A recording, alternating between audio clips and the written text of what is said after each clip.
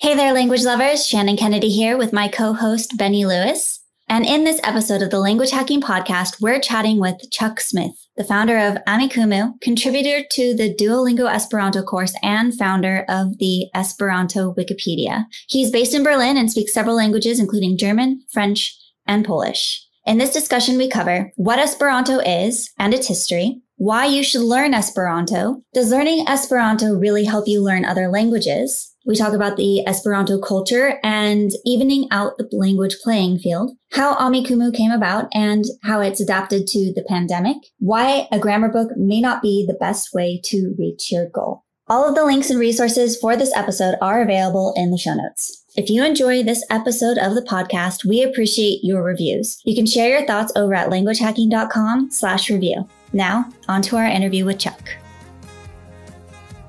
The links and resources mentioned in this episode can be found at languagehacking.com/38. Welcome to the Language Hacking Podcast from Fluent in 3 Months. Hello and welcome to another episode of the Language Hacking Podcast. And today we've got a good friend of mine, Chuck Smith, who's joining us. And Chuck has a very interesting range of things to talk about. But I know him because of the Esperanto community. And of course, we're doing this interview in English. But Chuck and I have actually spoken almost exclusively over the years in Esperanto. And it's a very interesting language. And through Chuck, I want us to talk about it a little bit and its community and a lot of things you may not know about the language. So with that in mind, thanks so much, Chuck, for joining us. You're welcome. And I think I was even at the first event that you attended in the Czech Republic. That is correct. Yeah. The very first time I ever got exposed to Esperanto is, I think that's probably when I first met you. Yes, that's right. So for people who don't know, could you tell us, what is Esperanto and how did you personally get involved with the language? So Esperanto is an international language. So the idea is that it has very few irregularities. So one thing, if you learn a lot of languages, one thing you'll notice is that the first thing you tend to forget are the irregularities in a language. So I've been shocked at people who will come to Esperanto, like they've done nothing for, say, 5 years. And they come back and they write me an email and they say at the end, I'm sorry for all the mistakes. And I'm like, you made 2. So, because it's the irregularities that you tend to forget in languages. But because Esperanto has so few, that's not an issue. So it's been around since 1887. Zamenhof published it and basically the basics of it. And then it's evolved as a natural language since then. And it's just been fascinating to see how the language is evolving naturally through use across the world. And in addition to Esperanto, you speak other languages. So could you let us know a little bit about how you got into language learning in general, and then maybe how that led into you getting into Esperanto? Sure. So the first language I actually started learning was sign language because my mom was an amateur interpreter. So, and then we said, let's learn this. And we have our own little secret language too, or also useful in situations like you're across the library, or one time I was at a friend's house and we communicated through a glass door and my friend never knew that we even said anything. But, unfortunately it wasn't pure ASL, but it was some mix, but, that sort of gave me the language bug. And then, so I learned Spanish in high school and, then started picking up German on my own. So I started getting this feel of, that was Teach Yourself Instant German back in the day. So back in my college days, just realizing that I could learn myself through a book. And that was before all the amazing internet resources we have today are available. So, and then it just sort of just grew from there. I found out about Esperanto. I was taking a class in artificial intelligence. And I was actually writing a paper on how computers could learn languages. And I really thought the idea of Esperanto was really stupid, but I was like, this makes sense for computers because they could pick up this language without irregularities really well. And then I was looking online and I saw, there's something called Pasporta Servo. That's a hospitality network for Esperanto speakers that's been around since the 60s. So way before, what's the new one? That's Couchsurfing. Couchsurfing and the like. Not so new, but relatively. And then I just went from there. I mean, Esperanto also, you interact with people from so many different countries that you then start to wonder, like, oh, it would be neat to like dabble in some Dutch, because, well, I actually ended up working as a volunteer at the Esperanto youth organization in the Netherlands. So then just having the language for the street is good. And then French, actually through that position, I ended up getting into a 3-week French course at the Council of Europe. So then that was quite fascinating as well. So I'm not one of these polyglots who've picked up languages just because, oh, Swahili looks cool, I'm going to learn that. but it's more the, I see a reason to learn this language, and so I'm going to start learning it. And usually, I mean, to be honest, this year or last year, I haven't been learning much, because usually my inspiration is traveling to a foreign country. And last year was actually the only year I can remember that I've actually stayed in Germany the entire year. So just wasn't that motivation. But when COVID lightens up and I can start traveling again, I'll probably go to Amsterdam sometime this year. So I'll pick up my Dutch again and start wiping the dust off. So it's kind of a quick whirlwind background of languages. I probably even forgot one, but yeah, absolutely. And you'll get back into learning those new languages for upcoming travels. Swinging back to Esperanto, like Esperanto being an artificial language, it doesn't have a country that you can go to. So a very big question a lot of people would have is, why would you even bother learning Esperanto? Because you can't go to Esperanto land. So the first thing I would say is that, well, my reason to begin with was the Pasporte Servo, the hospitality network, because I thought it was just this amazing opportunity to not force the world to speak English, basically. And I sort of made a joke that by learning Esperanto, I give people I meet the choice of which international language they want to speak with me, English or Esperanto. So, and Esperanto is more fair. And I found that when I've talk with other fluent Esperanto speakers, and sometimes we get in a situation where we have to speak English for some reason, and then it's like, well, they don't sound as intelligent as they did when we were speaking Esperanto. And yeah, there's just crazy situations like that come up.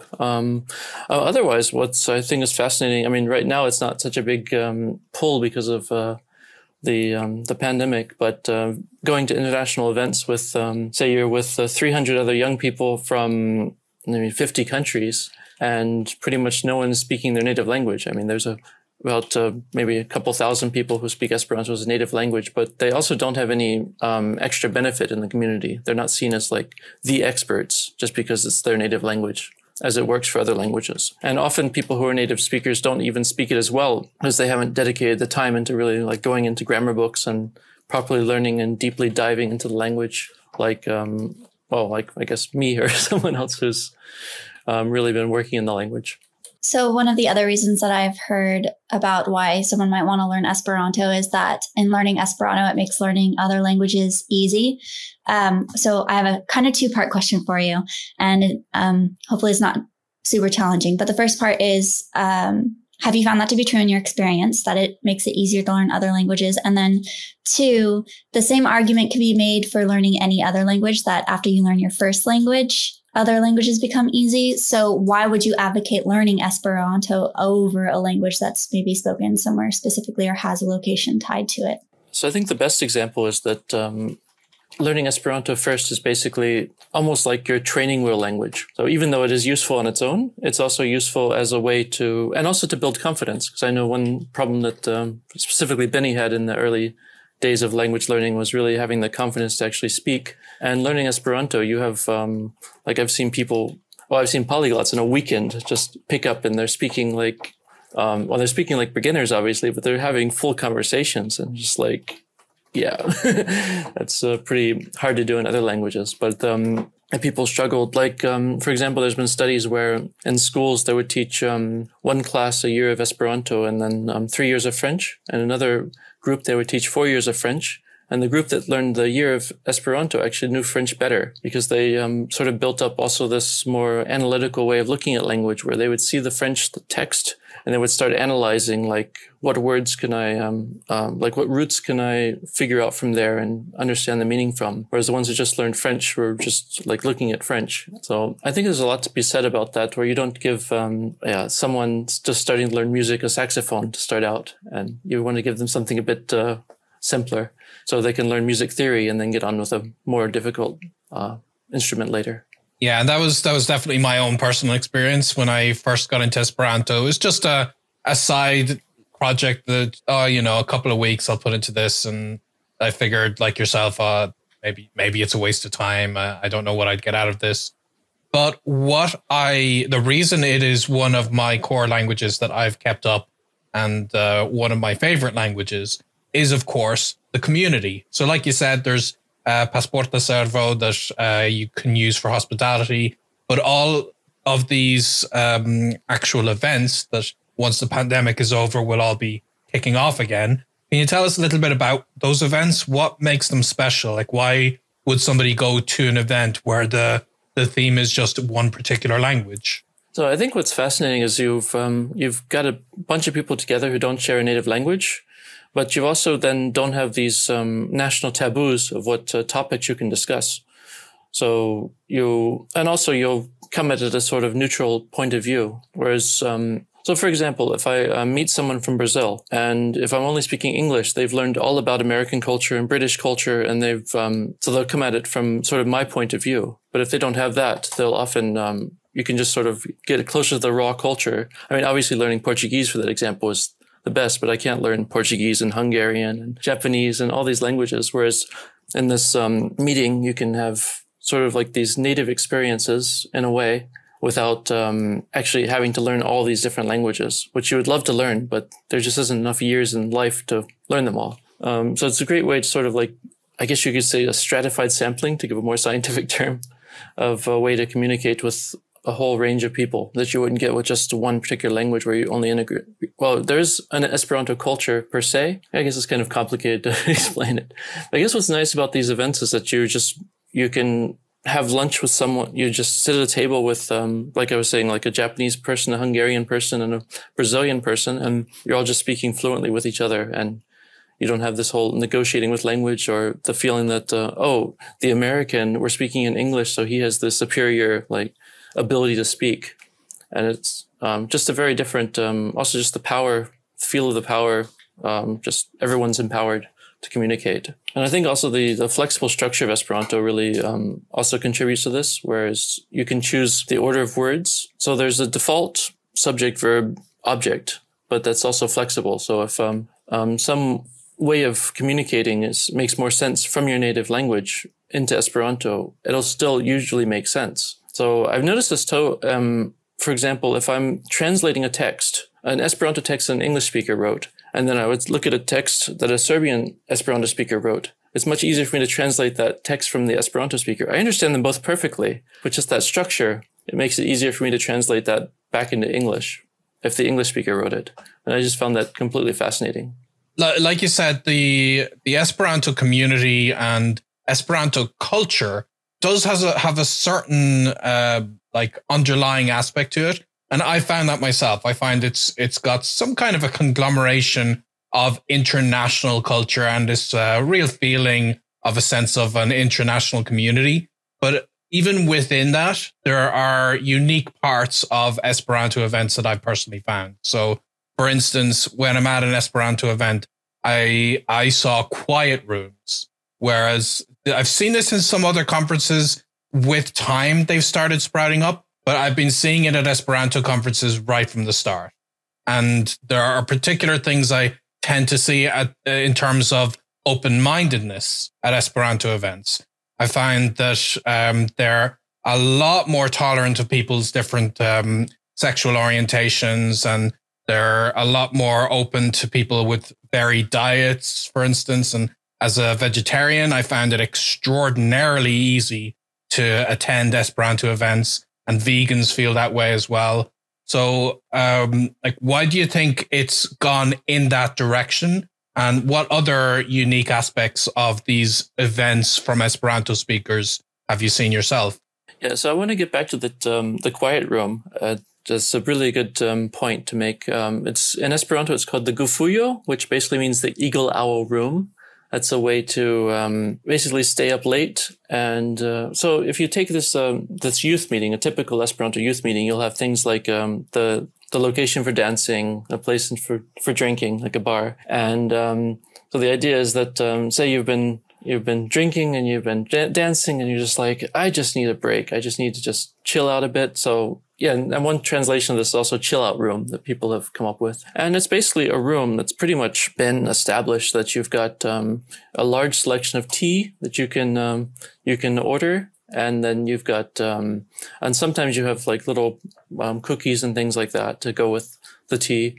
It's just a very peaceful place to sit and chat with your friends, and and also no alcohol is allowed there, just to make it clear that it's a very different environment than, say, the bar, for example. And it is really interesting how you'll go to like event after event, and this is just something that just tends to just always be there. And it even infiltrated a bit of the Polyglot Gathering, as you're aware, as the Polyglot Gathering was actually inspired by these Esperanto youth events.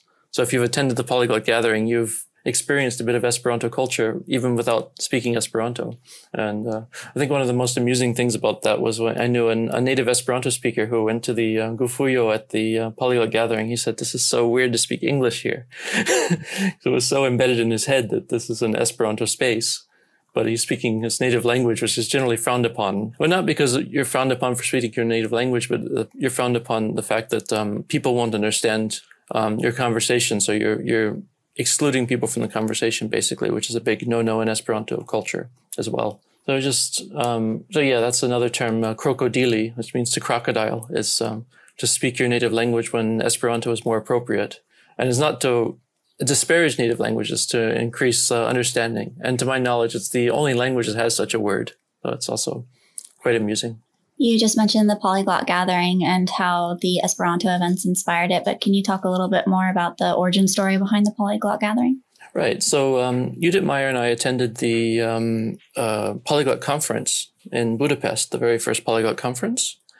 And then we came back and she said, it was a great event. It's a bit too academic. Like, you want something more where people can really get involved. Well, basically, we wanted something like Esperanto youth events, where you really encourage, like, every hour of the day you can have interactions. And it's not just limited to business hours per se, but there's also a rich evening program. And typically everyone's staying in the same location and things like that. And she turned to me and said, what would you think of organizing something like that in Berlin? I was like, no. Come on, this is so much work. It's ridiculous. And eventually she kept talking about it. I'm like, all right, let's do this thing. So she won me over, and we actually ran it for 3 years here in Berlin before the team in Slovakia took it over and ran it 3 years in Bratislava. So it was just an amazing event. I think even the first year we had over 100 attendees, which was we had 150 if I remember correctly. Whereas the Polyglot Conference first had 100, and it was this. It was a really interesting thing to see the Polyglot Conference and Polyglot Gathering, because they were two very different events, but yet just very welcoming, obviously, to people who want to learn languages and are enthusiastic about languages. It was just a great experience, I have to say, and I was really disappointed this year to see it cancelled, obviously because of COVID. It was planned to be taking place in Poland. But I hope it continues afterwards. I just want to swing back to what I was saying before, because I'd like people to get an idea of what Esperanto culture is. So other than the Gufuyo, what unique aspects of Esperanto culture are there? And why do you think it might be a very welcoming environment for people who might feel intimidated? I think we covered that pretty well already. Just that people are much more open of new ideas of people in general. They're much more welcoming. Also, the fact that we've all, except for the rare native speaker, we've all had to learn this ourselves.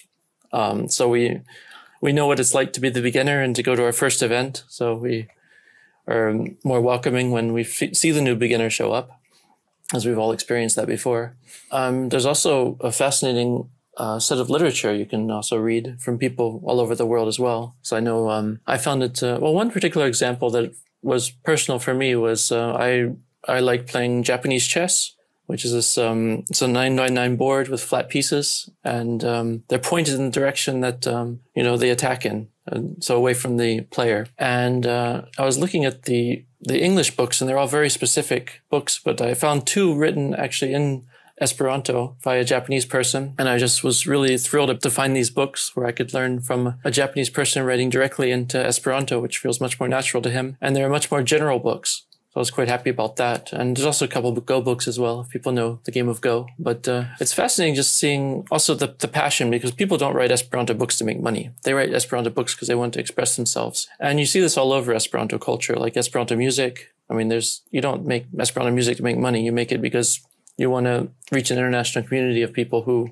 also share your ideals of an international community. And so in every sense, it's like, and there's like over 100 bands playing Esperanto music. And it's just really fascinating to see like what band is coming from France or, you know, wherever they're from. And also a few bands that are just from different countries, because, you know, you meet in meeting and then you start gigging together. And yeah, it's just, I don't know, it's hard to cover Esperanto culture in a quick soundbite like this, but I hope I can get some idea across from this quick minute. Oh yeah, it's also a lot of people fan subbing movies from all over the world at midnight, and some Esperanto events you can go in and just see films from around the world being subtitled in Esperanto, or you watch them not being subtitled, but watch this with subtitles.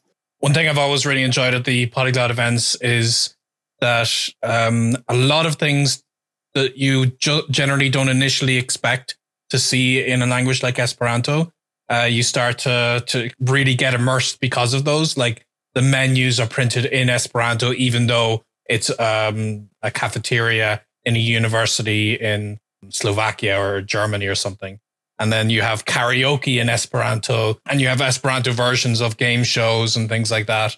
So it's definitely gives you this rich sense. And there's also a lot of other aspects, like you said, movies, and even like William Shatner has appeared in an Esperanto, I forget if it was a movie or short. What was that he did? It was a full, feature-length film called Incubus. And also, if you watch it, it's the pronunciation is terrible, so don't use it as a guide for pronunciation.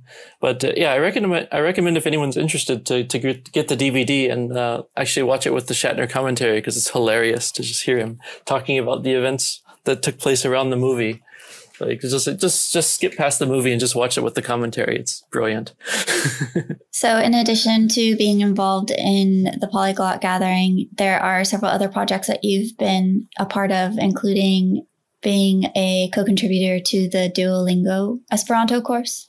Yes, so I was on the initial team of people working on the course. So I had helped lead the direction of where the course would go. And it's been amazing. Like over 1 million people signed up to learn Esperanto on Duolingo. And it's just been a huge boon for the community. I think that's been, especially in the United States, I felt, is where it's been the biggest jump, because from what I've been hearing from people there is you had say that you have the National Esperanto meeting that takes place, and it was basically like a bunch of gray-haired men sitting around. So, I mean, nothing wrong with that, obviously. But in recent years, I went a couple of years ago to the one in Seattle and was like shocked that it looked like about half the people there were young people. And I'm just like, what is going on here? Just amazing seeing the shift. And it's mind blowing sometimes that you hear about people going to an Esperanto club and so, oh, wow, you're speaking really well. How long have you been learning? Oh, I learned a month ago on Duolingo. I'm like, what? Like, it's been amazing. I mean, people can criticize Duolingo as a platform for learning languages, but for getting the word out about Esperanto, it's been brilliant. And one thing that, that's what Judith Meyer actually says, the best method for learning a language is the method that you'll actually do. So if you think I want to read the dry grammar books, that might be the best method for some people, but for other people learning on a gamified system like this, or like Drops, for example, is another great app. And obviously, I recommend the app I work on myself, Amikumu. It's a way to meet people who are speaking languages that you are interested in as well. So tell us a bit more about Amikumu. How did that come about, and what is it exactly? Yeah, so the basic idea was, my inspiration from it at first, it depends on how far back you want to go. The first inspiration I had for it was actually back in 2002. I had the inspiration of when I was traveling around Brazil, I was like, there's probably Esperanto speakers around me, but there's no way I can find them. And I mean, there were GPS back then, but back then they would cost like $300 or $400 just for a GPS. And obviously you're not going to make a device that everyone's going to pay $300 or $400 for. And then you rewind back now about 3 years ago, and I was seeing people play Pokemon Go, where they were finding these virtual creatures, and that memory of 2002 came back to me. And there's like, everyone has this GPS in their pocket right now. So, and then I was talking with Richard Delamore, also known as Evil Dia on YouTube, with about 10,000 subscribers on his YouTube channel. And amazing seeing that grow. And he was just, he had the experience of someone in his neighborhood, actually, who was, he wrote on some kind of forum, like, I'm going to be in this suburb. And there was no way, except this just luck that they happened to meet on here. And he was like, we should try to find a more systematic way to do this. So we made an app. So, I mean, it works best for Esperanto, but it supports over 7,000 languages. And we have had reports of people saying, like, I had signed up for this and people contacted me in this obscure language that I didn't believe anyone could possibly be a member of Amikumu on. So I'm already a big fan. But I mean, in that case, you're probably not going to be meeting locally. It's probably someone 2,000 kilometers away, but you're still making contact with someone who's also probably someone learning the language as well. But the idea is, like, say I land tomorrow in San Francisco, I can pick up my phone and I look and I see, oh, there's someone just 200 meters away from where I'm currently at in my hotel room or wherever you're staying. And then you can say, you want to meet up for a coffee and we can speak Esperanto together. And I think that's also is especially benefit now during the pandemic, where, like, for example, right now I live in Berlin and we have a rule that you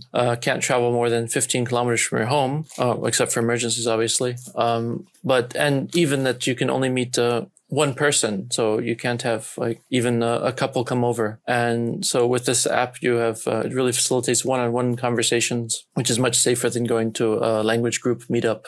We had never imagined it for this purpose during the pandemic, but it's obviously really useful now as well. And obviously, you can chat in the app as well if you don't feel comfortable meeting people in person. The situation is different all around the world during this time. And in addition to working on Duolingo and developing Amikumu, you're also the founder of the Esperanto Wikipedia. So what's the story behind how you got involved in that? Oh, that was a while ago now. So that was back in 2001, end of 2001. I was... Actually, it's funny because I started learning Esperanto in February 2001. And so I joked that Esperanto is the only language where you can start learning it and in the same year start making an encyclopedia in that language. Mind-blowing. Yeah, so in university, I was studying about wikis. So I did my senior project on wikis and research into that. And then I ran across Wikipedia and was like, and first I was like, this is a total joke. And in April, it was just like people had joke articles. And it's like, I think I put in Pennsylvania is a big rectangular state, you know. Just, and then I came back in September and was like, wow, this thing is taking off. This is amazing. There's already like 4,000 articles. This is crazy.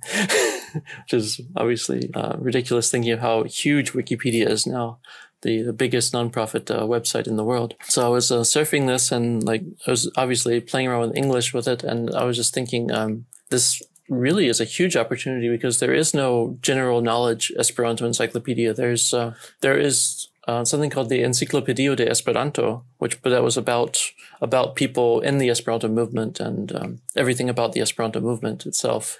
And I just saw this opportunity and I checked and I saw there existed, like in theory, the Esperanto Wikipedia. It had 2 sentences on it. One sentence in it, like this is the Esperanto Wikipedia, basically. And then that translated into Esperanto with 2 grammar errors in the sentence.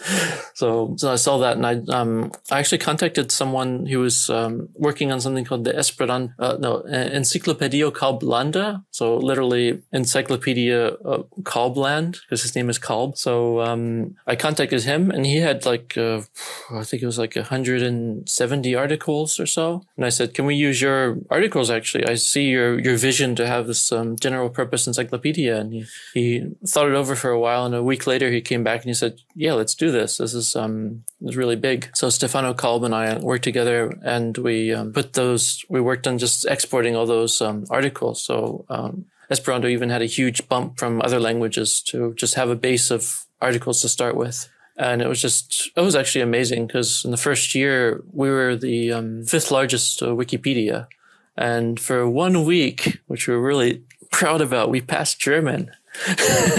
So we're bigger than, so it was like, what was it back in the day? It was like Spanish, German, Polish, and Esperanto were the biggest languages in the Wikipedia. I said English, I think. English was obviously always the biggest. So, and I think a lot of that was just how tight-knit the Esperanto community is. We can pretty much get the word out about a project super fast across the entire community. I mean, obviously, we're not going to stay the 5th or 4th largest Wikipedia forever because other languages have much huger populations. But it was amazing just to see back then, and also just seeing the perspectives of coming together on articles and like, how do you name wars in Esperanto? Because people, countries will name wars based on from their own perspective, and just became very fascinating philosophical discussions. I think for me, the two biggest ones were continents, because in America, we're taught there's 7 continents. And other countries are taught there's 5 continents. And we're just like, how do we solve this problem? And then we have to basically just say, there are 5, 6, or 7 continents based on where you're from. Just fascinating stuff that you would never come across if you're just working on an encyclopedia with people of your own country. And also, we had this debate about how do we deal with years, like years before 0, because it just became this whole conversation about, is like before Christ, is that just too Christianity centric? And then eventually, and Esperanto, to my knowledge, is the only Wikipedia that does this. We actually just settled on negative years in the Wikipedia. The year -5, which is like, it's so logical. It makes sense. It's so unusual, obviously. And just seeing those discussions are just so fascinating, and the perspectives you get. And you just get a much more neutral articles in Esperanto. I mean, it's not as rich as natural languages because you just have so many people. I mean, you just have so many English speakers. I mean, you can argue that you've got English speakers from Australia, America, Canada, and the UK working heavily in these articles. You're also getting an international perspective, but it's a very different international perspective than when you're getting an Hungarian and a Japanese person. And I keep going back to these same nationalities, but I think that they're good examples of what kind of collaboration you get in Esperanto as compared to the English Wikipedia.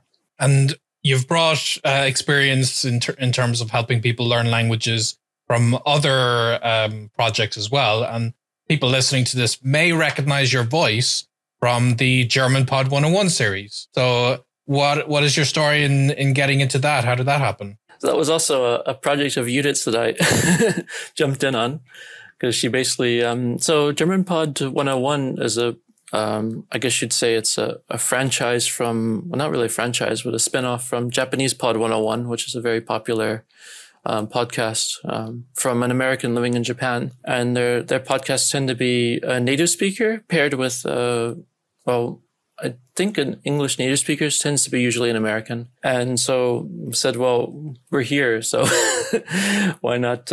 We could just do that. And we've set up a studio. And basically my point was just to be one of the, panelists, but speakers on the show. So she did all the work of the scripts and so much work she was doing, and also the post editing, the post production as well. And then she didn't do post. She would send the raw files to Japan, and then they get edited by someone there. So my participation was basically going to the studio every week, every 2 weeks. I don't remember the schedule. It was many years ago. And just sitting there and just recording our lines and just being very, very casual about it, and almost making a character. We almost had a characterization of me as being this lazy person who was also drinking and partying a lot, just to throw in a little flavor to the episodes. But it was really amazing the day we recorded over 100 episodes. Episodes only like 3 or 4 minutes, but still having recorded that much. Okay, sorry, you did sitting next to me and chiming in as well here. So she said we recorded over 500 episodes. Blows my mind because I thought we just recorded over 100. But, it's been fascinating. And even I worked at a game studio here in Berlin. It's about 200 people working there, and 3 people there came up to me and said, I recognized your voice from the podcast I was listening to. And so they had actually just organically started, however anyone picks up a podcast, and we're listening, and there's Chuck and Judith, they both work here. they recognize his voice.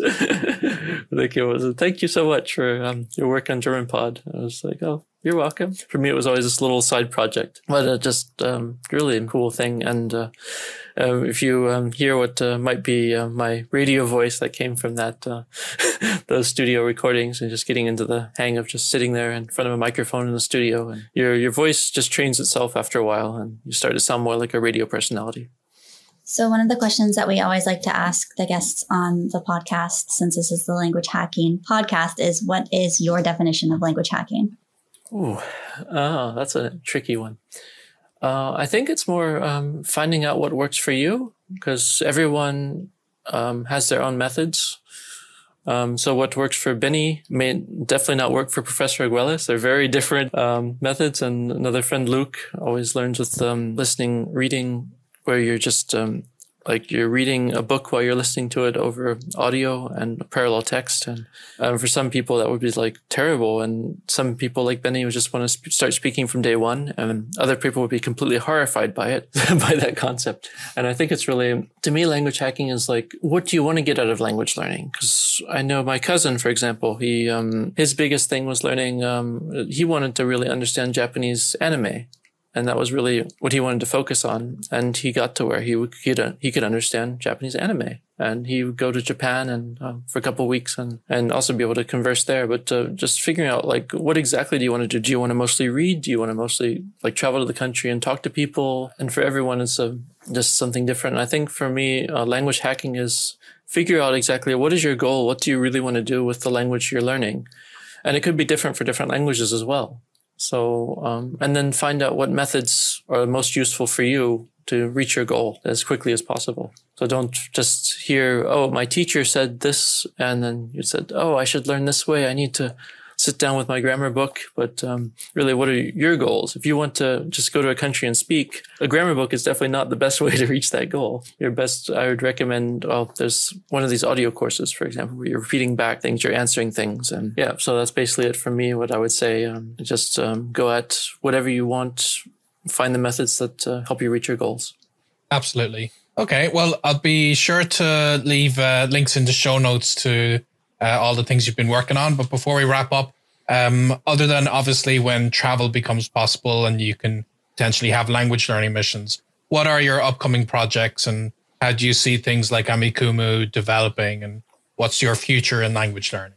Yeah, so right now I'm working really hard on Amikumu. We're working actually to make it open source. That's our biggest goal, because we really, first we're focused a bit more like the capitalist, let's build a company and business and make money. And we're sort of just seeing the way things are moving. We really want to push this more into a community project, make the client like the open source. And so I'm exporting everything to an open source cross-platform project. And that's really what I'm focusing on right now. Besides that, that's really what I'm pushing with the pandemic. It's pretty hard to plan anything these days. So yeah, that's pretty much where it stands right now. Also doing some translation for drops on the side as well. It's been really a rewarding project to work with people from around the world again, and to make this a platform for people to learn languages as well. So sorry if I can't give you too much long-term stuff here. I don't have much cooking up right now, but sort of playing the startup role of let's get things moving and then see where we should go from there, rather than this is the 20-year plan of what I'm going to do with my life. No, that's all you need is the project keeping you busy. And you're definitely making a significant dent in the language learning world and in Esperanto especially. So thank you very much for that. It's becoming easier and easier for people to learn this language. It's a particular passion of mine. So really appreciate you coming on and sharing your own story with us. So maybe people listening will be inspired to dive into the language themselves. And thank you yourself as well for all the work you've done in the language learning community. It's been amazing watching your work through the years. Thank you. Appreciate that. And you too, obviously, Shannon. I don't want to leave you out there. No, obviously, Shannon, of course. Just leave me out, okay? All right. So with that all said, thank you so much for coming on. Appreciate it. And until the next time, a very happy language learning. Happy language learning. Happy language learning.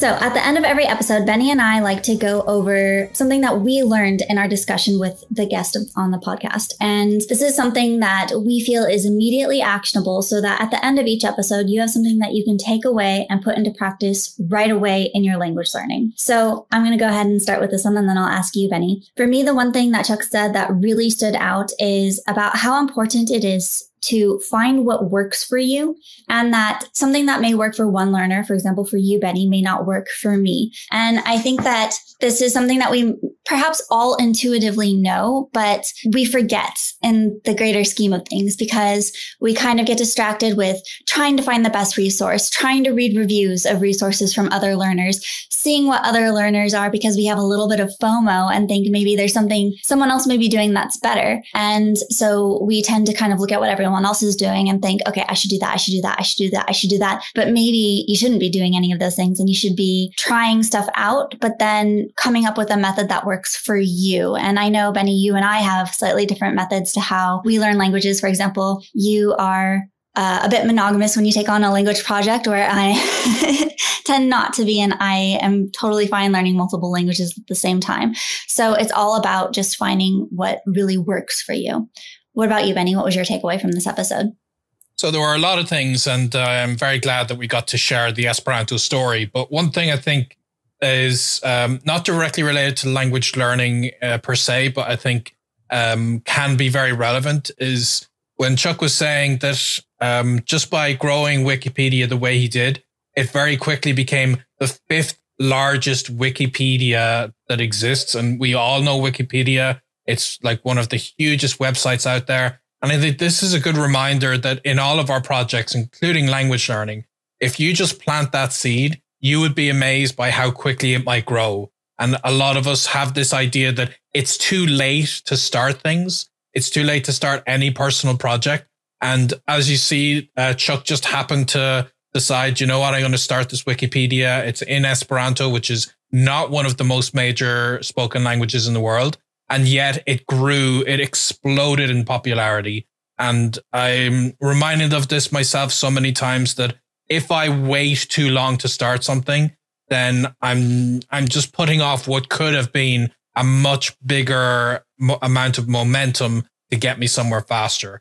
And with language learning, I get a lot further than I think I would in a lot of situations. So I always tell people, please don't wait until the timing is just right.